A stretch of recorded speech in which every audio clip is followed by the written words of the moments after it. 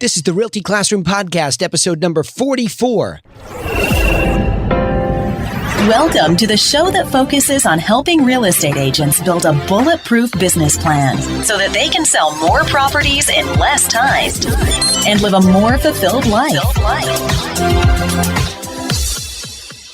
Are you a real estate agent with an entrepreneurial spirit who wants to turn your job into a business without sacrificing your lifestyle, but you just can't seem to find the right plan to help you get there? Well, then, hey, you're definitely in the right place. I'm Danny Griffin, the founder of the Realty Classroom and the host of this podcast.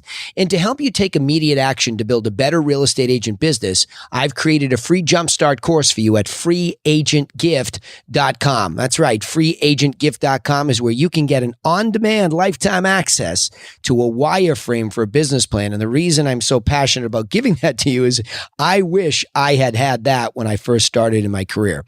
So let me get started in this episode. And today what I want to cover is listings marketing. That's right, listings marketing.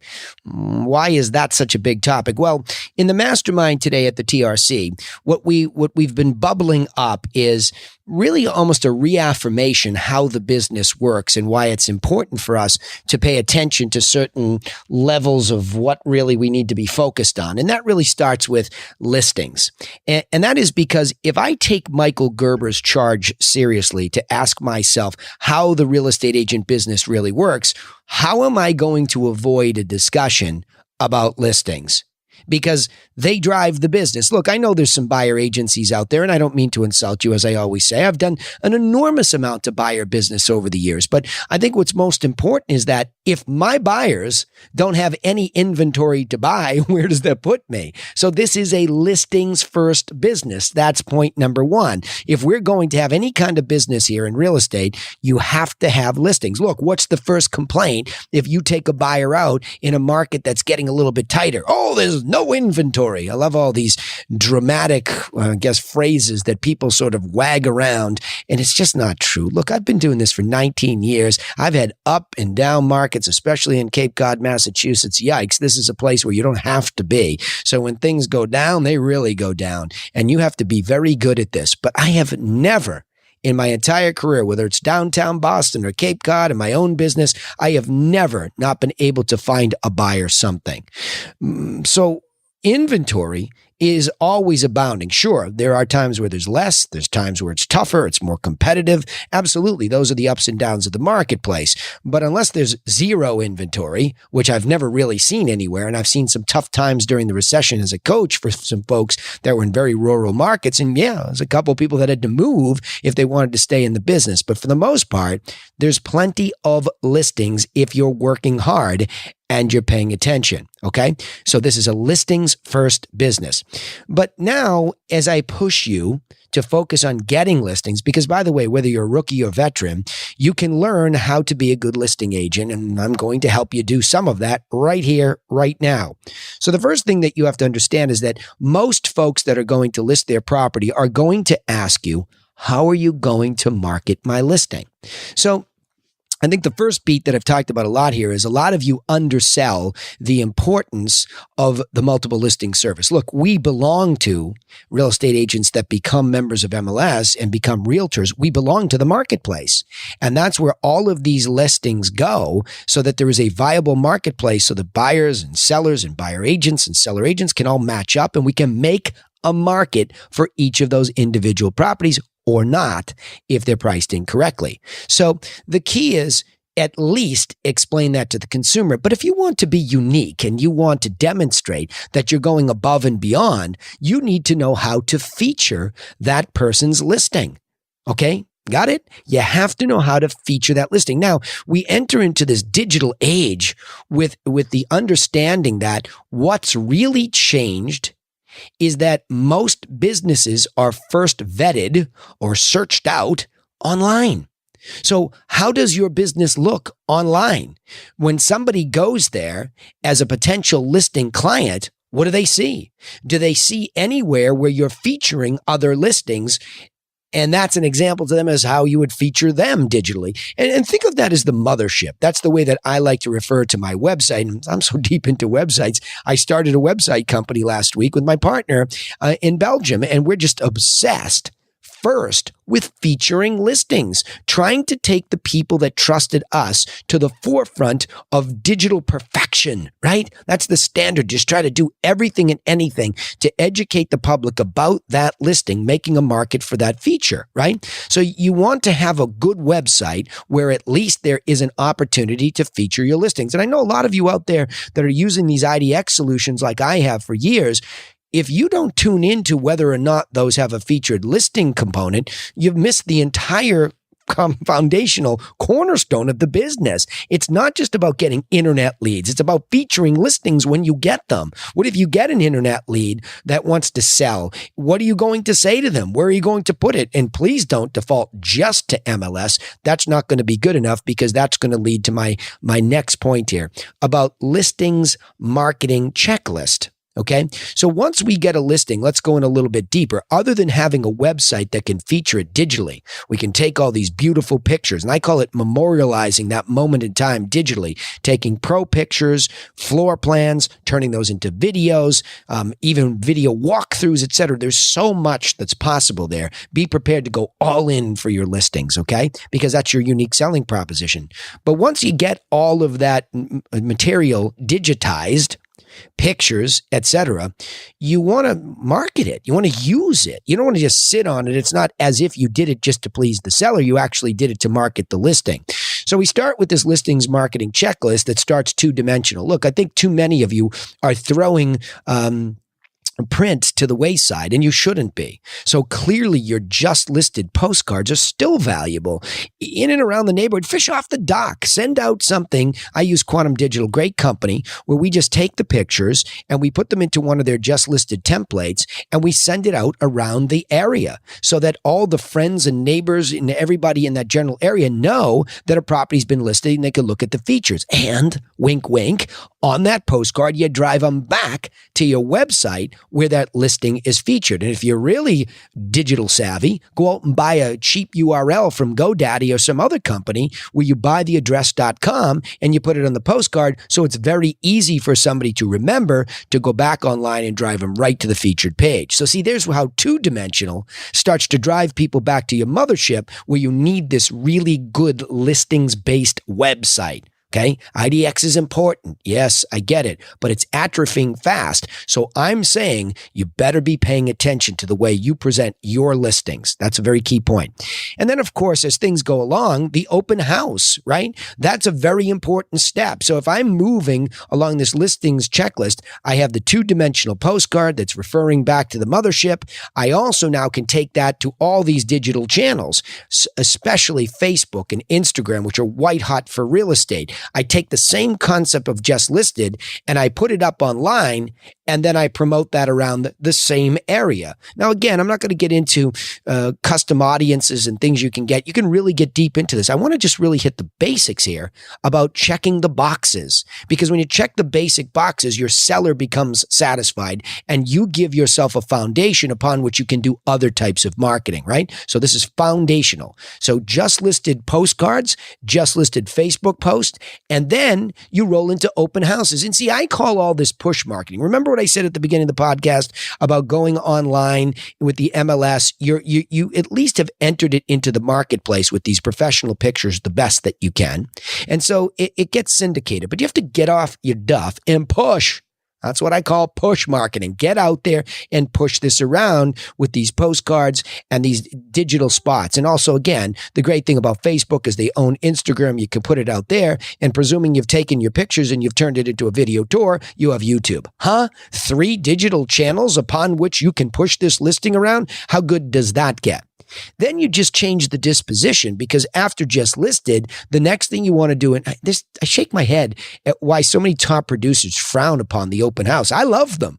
90 minutes in a house to go face to face with real buyers, get real feedback, communicate that to my seller, and find out how am I doing making a market for this? Come on. That is the number one highest and best use of anybody's time. I know some top producers are going to bristle at this and say, well, I would never do that. Well, whatever. I do. And I'm still a top producer and a coach. And I think it's one of the best uses of time to make a market for my listings, the people who have entrusted me with their properties to sell, I'm going to put in a real effort. Plus, I want to know, am I right? Is my price right? Etc. So that open house marketing is next. You're pushing that around same way.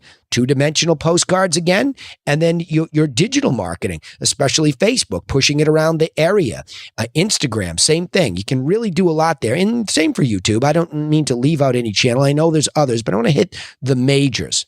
And then finally, I think one of the parts here that I really want to emphasize is this is a podcast for real estate agents.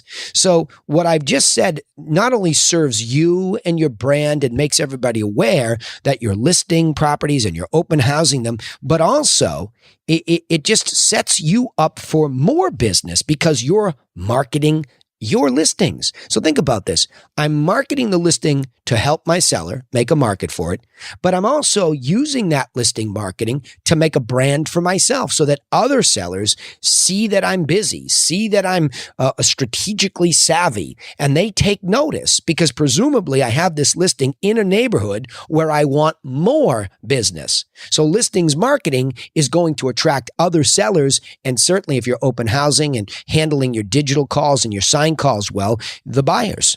So how good does it get to have a piece of inventory? By the way, for all you rookies out there say, well, I don't have any inventory. What am I supposed to do? Borrow a listing. Borrow one from the folks that, work at your brokerage that are top producers. I'm sure they're thrilled to lend you one of their listings. And if all else fails, go ask some for sale by owner if they mind if you open the house for a weekend for them. Right? An expired listing. Somebody that will let you borrow a listing. Be a hustler. Be hungry. Go get that inventory because you need it. Okay. Now, with all this said and done, let's just pull this back together for a second. We have these two-dimensional postcards. We have these digital stamps that we can put out there and promote around, and that will cause traffic to happen. But the challenge for a lot of top producers, I'll speak to y'all for a second, because I know you're out there thinking to yourself, but I need the leads. I need the leads. I saw somebody on LinkedIn. I need some, help with internet lead generation. Well, I always scratch my head because when you think about, well, that's fine. And, internet leads are no easy task because those are very early on most of the time. Those folks that are looking early on, they have a long way to go. So if you don't have great follow-up systems, that could be a challenge. Whereas the listing is a right now opportunity to be in the marketplace and really have human contact. So I think that's important. But everybody that got used to that comfort of seeing these names and this contact information come in, even if it was whimsical, and they didn't want to admit it, there's some sort of a false sense of security that happens when that happens. But we can measure it, right? Because we see, well, I get X number of leads for X number of dollars, and that makes me feel all warm and fuzzy inside, right? In social media marketing is a little bit tougher. How do I really know who's watching these 59-second videos of my property? Who's also watching the additional seller tips that I put on top of those? Who's watching a live broadcast from an open house? See, the challenge is we still live in the wild west of digital, and it becomes a little bit more difficult to measure that sort of thing. So my final point here is you really have to trust the power of content consumption via these social channels. And I think the best evidence I can give you is to say, how many videos did you watch this week? How long were you on your phone watching videos about whatever interested you? And sometimes too many hours on end. So content is being consumed online. And so you want to be on those channels with your properties and with your message. And you will be shocked that if you will just trust this as part of your core strategy, along with your hustle in the field like the open house, it's stunning how many people will eventually say, I saw you all over social media. Okay. So let me just review these bullet points. This is a listings marketing discussion today, and it starts off by saying why? Because this is a listings business first. If there's no listings, there is no business. So you have to focus intentionally on getting listings. The next thing is once you get them, you have to be cognizant of featuring them somewhere. My suggestion is you live in a digital world. You better have a decent website that actually has a spot where you can feature the listings where people have trusted you to be the listing agent. I like IDX myself, sure, I get it, but there better be a feature on that website that you can put your client's property up in lights. Why? Because when you now start to go out and market that listing, you're going to send postcards and you want to drive them somewhere, back to the featured page. You're going to send open houses and postcards and digital posts, and you're going to want to drive them back somewhere where? To that post on your website. See what I'm saying? So all of these other mediums like social media and two-dimensional mail, they work together. One doesn't supersede the other. You put them together, but you have to drive them somewhere so that there's a place to further investigate the property to see if it's an open house I want to visit, to see if it's a property I'm even interested in. And you want to just understand how those two come together. And then ultimately just trust this whole thing. This is the new world. You know it. This is the way we consume it. I'm obsessed with trying to get my message out there via voice, via video, whatever it might be. We need to use the medium where people actually are living these days to get through the noise and get noticed. Okay? Let's summarize the key point. Recognize that your listings drive the business and that you must feature them and push market them through print and digital marketing media, especially those social channels.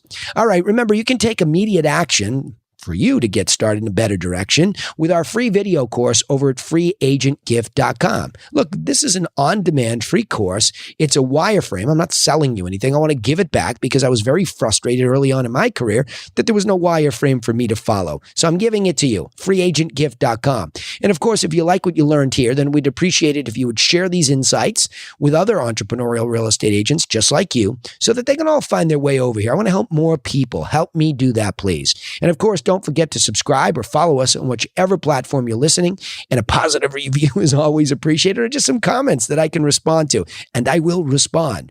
We also broadcast our live sales training on Facebook every Friday at 1 o'clock EDT. So remember to go over there and like our page and turn on the notifications so you don't miss us. Come on in, eavesdrop. We love it. Hey, thanks for listening. I'm humbled by the opportunity to share this information with you, and hopefully it helps you. I'll see you in the next episode. You've been listening to The Realty Classroom with Danny Griffin. Join us next time to continue learning how to build a smarter real estate agent business plan that helps you live a more fulfilled life.